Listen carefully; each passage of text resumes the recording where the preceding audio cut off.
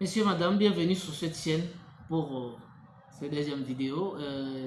On s'excuse, on avait un problème du courant, maintenant le problème est résolu. Cette deuxième vidéo, nous allons nous concentrer sur la réponse du chef de l'État. Si vous vous rappelez bien, dans nos anciennes vidéos, j'ai eu à expliquer pour dire Uhuru Kenyatta est en train de forcer des bouchons afin qu'il y ait dialogue entre, ou qu'il y ait négociation entre Kinshasa et les éléments du M23. C'est ce que j'avais dit dans les vidéos passées. Parce que dernière avait même fixé la date pour dire ça sera le 15 mars. Il s'avère que ça devait être le 15 de ce mois.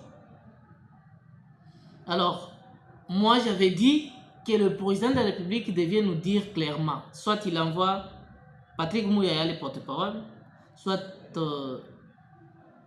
les ministres des Affaires extérieures. Il devait vraiment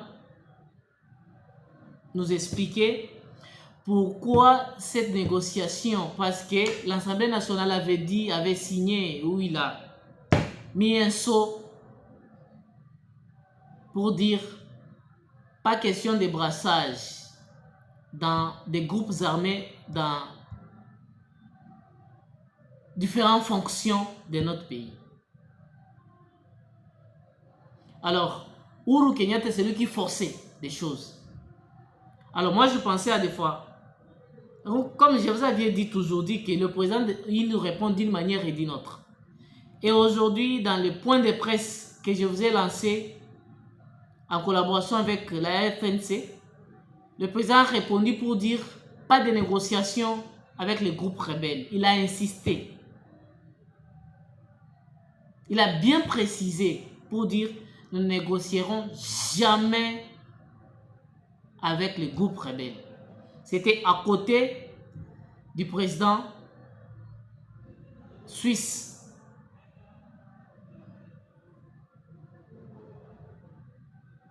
Pour dire pas de négociation. Il a répondu ou il n'a pas répondu? Il a répondu. Ah. Ce qui était comme nos problèmes. Nous avons justement posé la question ou demandé et il a réagi. Avant lui, c'était M. Serge, le conseiller du président de la République. C'est lui qui avait commencé. Dans une interview avec nos confrères de Radio Okapi, Serge a bien expliqué d'une manière claire. Il a insisté toujours. Il a rappelé des choses dans cette interview que je vais vous lancer. Vous allez écouter ce que le conseiller du président, Serge, est en train de répondre pour dire pas de négociation aussi. Parce que l'Assemblée nationale avait déjà signé ou avait voté une loi pour dire on ne pourra pas faire insérer les rebelles dans l'administration de notre pays, soit à l'Assemblée nationale, soit dans l'armée. Pas de brassage. C'était difficile que le président puisse changer ou puisse mettre à côté la loi qui a été votée. Lui ne vote pas les lois. C'est l'Assemblée qui a voté. Ça se passe dans deux façons. Nous avons les M23 qui sont purement rwandais et les M23 qui est les Congolais qui a été manipulé par Kigali ou Kagame, Vieux-Paul, avec ces éléments. Ces gens-là seront divisés en deux. Les Congolais purement rwandais vont aller chez eux. Il n'y a pas question de demander où est-ce qu'ils vont aller. C'est chez eux qu'ils vont rentrer à Kigali pour aller manger avec leur papa, qui est le Vieux-Paul. Et les Congolais, M23, ils seront désarmés et puis seront encadrés, qu'on puisse les remettre dans leur vie civile. Et ils seront d'abord encadrés par les Angolais.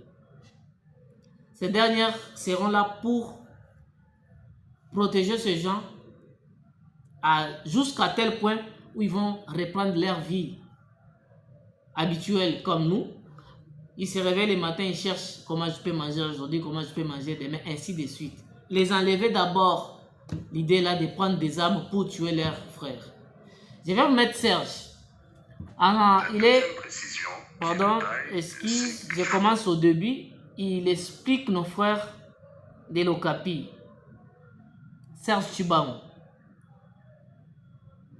Qu'est-ce que M. Serge nous dit?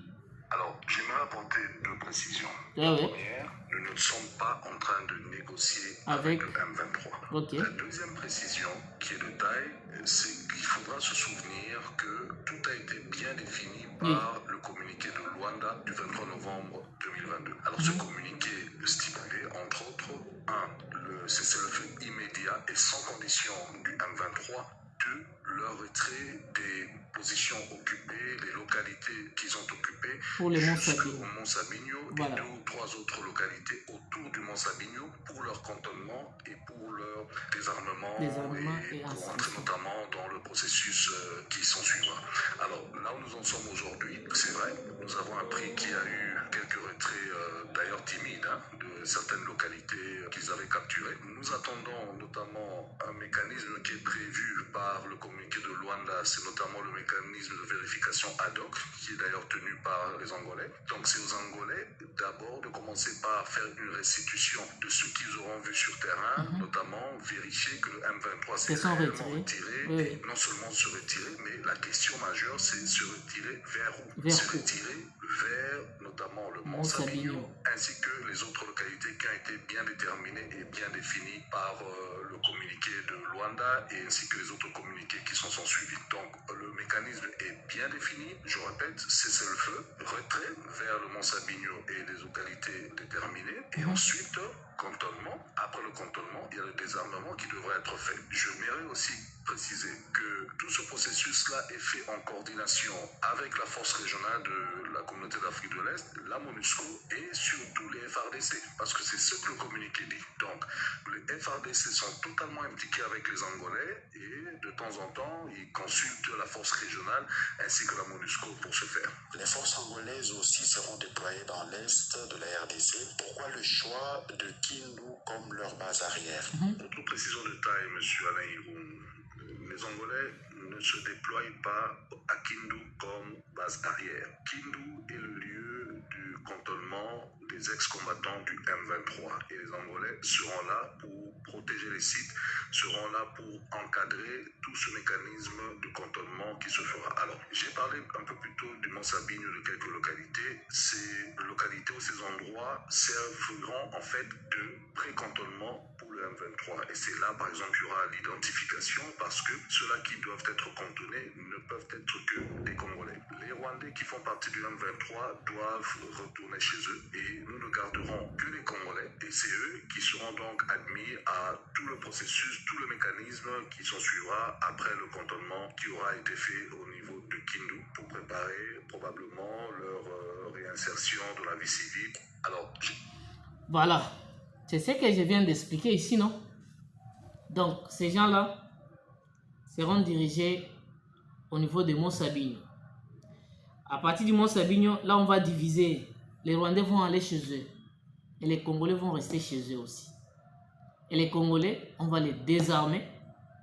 Après avoir les désarmés, les Angolais vont assurer leur sécurité ou leur suivi partout s'ils ont libéré.